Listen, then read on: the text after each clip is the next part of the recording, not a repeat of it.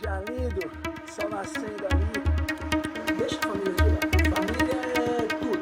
Tem nada de frente ao regatas. Salve! Salve, salve! Sabe o que eu acho engraçado assim? Quando eu voltei do exterior, que eu tinha trabalhado algum tempo com propaganda médica, eu voltei do exterior, depois de algum tempo eu consegui uma vaga para prestar um estágio para ser gerente de banco. A única coisa que eles exigiram no banco, no meu currículo, era o curso superior de administração de empresas, que eu concluí, mas até hoje eu não peguei meu diploma. Eu nunca precisei apresentar a xerox do diploma. Eu concluí, mas me faltou apresentar estágio.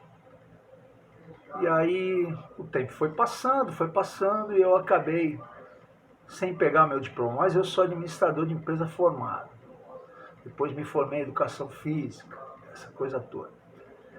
E quando eu entrei no banco, eu não sabia absolutamente nada. E eu entrei num programa de trainees de gerente de produção. 8 meses a gente passou praticando, aprendendo, estudando, até chegar lá no cargo de gerência. Depois eu trabalhei durante quase 7 anos, recebi alguns prêmios por ser um excelente, um bom gerente de produção. Assuntos alheios à minha vontade me fizeram sair do banco. Depois, eu já estudava faculdade de educação física.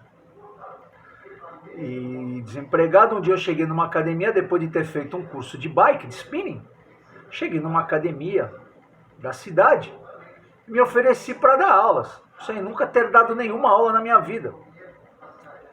E conversei com o proprietário, ele me pediu que desse uma aula experimental para a esposa dele. E, pô, há quanto tempo você dá aula? Eu nunca dei aula. Depois de ter dado a aula experimental para ela, eu nunca dei aula. Começa amanhã. Nunca faltei com a verdade com as pessoas. Nunca. Talvez esse seja um dos meus maiores problemas, cometer sincericídios. Eu nunca faltei com a verdade. Já são 22 anos trabalhando aí. Agora eu estou desempregado, mas velhinho, né? A gente entra no grupo de risco, aí as academias fecharam as aulas coletivas, eu caí nessa armadilha do coronavírus. Não tem problema. O que eu estou dizendo é que, assim, muitas vezes a experiência apenas não conta muita coisa. O que conta são os olhos. O que conta, você olhar nos olhos da pessoa e ver que ela está falando a verdade para você. E ver que ela está sendo honesta com você. Ver que ela está sendo correta com você, decente. E está oferecendo aquilo que ela tem de melhor e que vai procurar ser melhor ainda. E que vai ajudar você a crescer.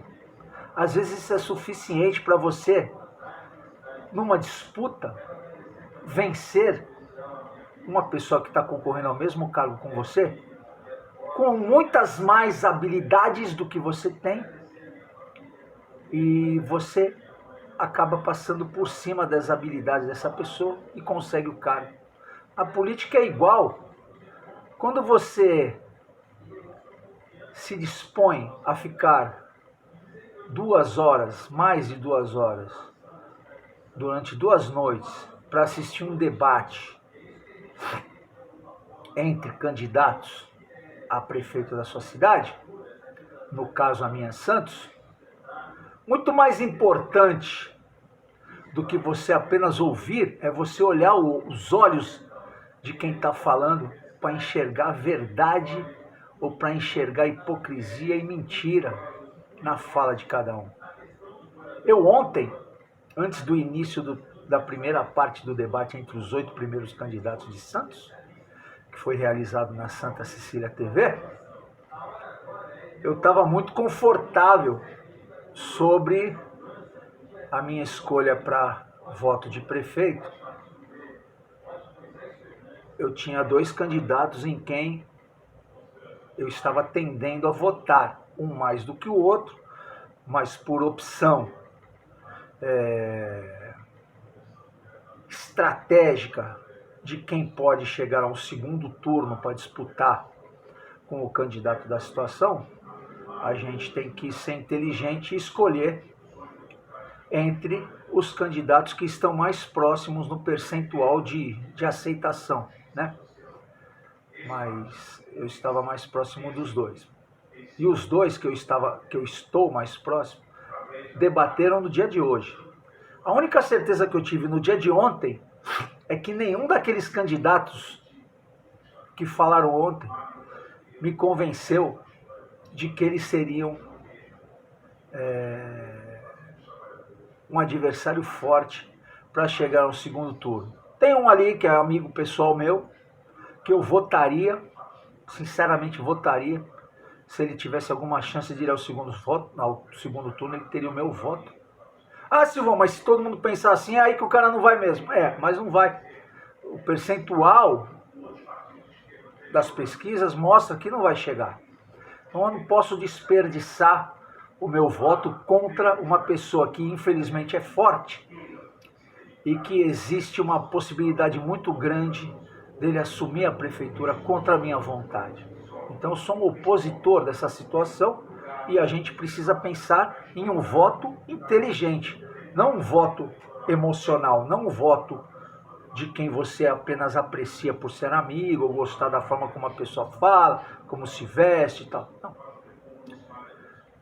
Isso é um voto inteligente. Aí partimos para o dia de hoje. E hoje os dois candidatos me surpreenderam negativamente. Infelizmente, me surpreenderam negativamente. E aí nós entramos contraditoriamente. As pessoas que têm as melhores propostas, que conhecem mais a cidade, que sabem mais onde estão os problemas, não que saibam como resolver, mas que sabem onde estão os problemas, sabem como essa prefeitura atualmente mente. São as pessoas de partidos extremamente perigosos. PSOL, PT, Guilherme Prado é um menino inteligentíssimo, bobinho. Quando começa a falar, se enche de conhecimento, se enche de sabedoria, aí vem com termos tucanato, bolsominions, coisas assim que não contribuem em nada num discurso sério e objetivo de quem almeja uma prefeitura, né? Partindo para a discussão ideológica. Candidato Douglas Martins, de uma postura fantástica, conhecedor da cidade, sabe? Mas é uma pena que se escore no Partido dos Trabalhadores, que a gente sabe que uma vez eleito, a gente não tem dúvidas de que tudo vai voltar para a mão de como era antes, né? O Porto, aquelas coisas todas, as decisões, as discussões, enfim. Então a gente centraliza nos candidatos que a gente escolhe, mas se eu pudesse falar hoje em quem eu votaria, infelizmente eu não daria o voto para ninguém. Mas não dando voto para ninguém, eu estou ajudando ao candidato da oposição se eleger. Foi lamentável o debate hoje, porque todos veem a discussão e no seu discurso fala: precisamos discutir ideias, que não leva a nada a discussão. Cada um tem que saber de si. Se para ele discutir ideias é mais importante do que atacar alguém que deve, ele que discuta as ideias e deixa alguém discutir. Todos querem dominar o debate da sua forma de pensamento. E isso atrapalhou e vem atrapalhando e não se consegue discutir nada. Não se consegue discutir nada. Eu gostei agora no finalzinho, ainda está terminando as considerações finais, eu gostei ali que houve um enfrentamento mais sério, com xingamento e tal. Não que eu tenha gostado, mas assim, o bacana é que quando o candidato sofre algum tipo de provocação, aí é a hora de você olhar nos olhos do cara para ver a resposta que ele está dando, se é uma resposta honesta, se é uma resposta defensiva, se é uma resposta de desconhecimento, se é uma resposta de deboche, né? E aí a gente vê que muito pouco ou quase nada ou nada acrescentou esse debate de hoje. Infelizmente, muito pouco acrescentou o debate de hoje. Mas eu, não sei se pela primeira vez, mas assim, eu sempre vou votar convicto das pessoas que eu decidi votar, né? Mara Gabrilli, da última vez que eu votei para deputada estadual, que nem era uma candidata da região,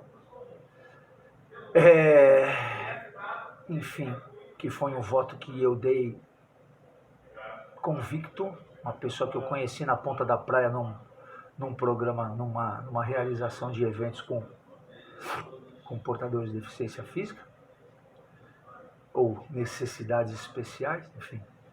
E a gente tem que decidir pelo candidato que vai se aproximar mais daquele que é o candidato da situação hoje, no caso de quem pensa comigo, de quem pensa que esse governo atual do prefeito Paulo Alexandre não pode continuar. É um governo de mentiras, um governo que trabalha por uma meia dúzia de pessoas, por uma meia dúzia de empresas, que não está preocupado com a construção de empregos, com a geração de empregos.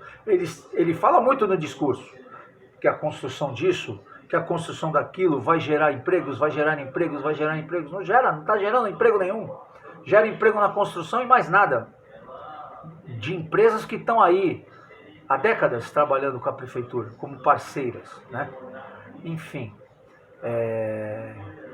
meu pensamento é esse. A gente tem que escolher inteligentemente, direcionando o voto para o primeiro, para o segundo, por opção ou por exclusão, para o primeiro ou para o segundo que estiver mais próximo das intenções de voto no próximo sábado, e ir decidido em quem votar para aproximar uma possibilidade de segundo turno. Porque se eu tivesse que falar, encerrando, se eu tivesse que falar minha percepção hoje, que era totalmente diferente ontem, se eu tivesse que falar da minha percepção hoje, eu diria que a situação vai se manter por completa falta de capacidade dos concorrentes de se evidenciarem por uma disputa num segundo turno.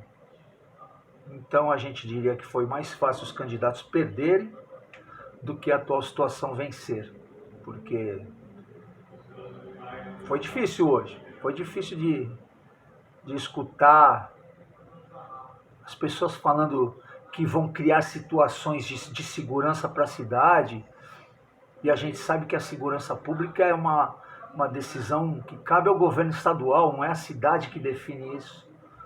Outras pessoas falando de situações que não cabem à cidade decidir, situações de mirabolantes de resolução de problemas que não são fundamentais num primeiro aspecto da cidade. Enfim, acho que a gente vai ter um domingo bastante triste.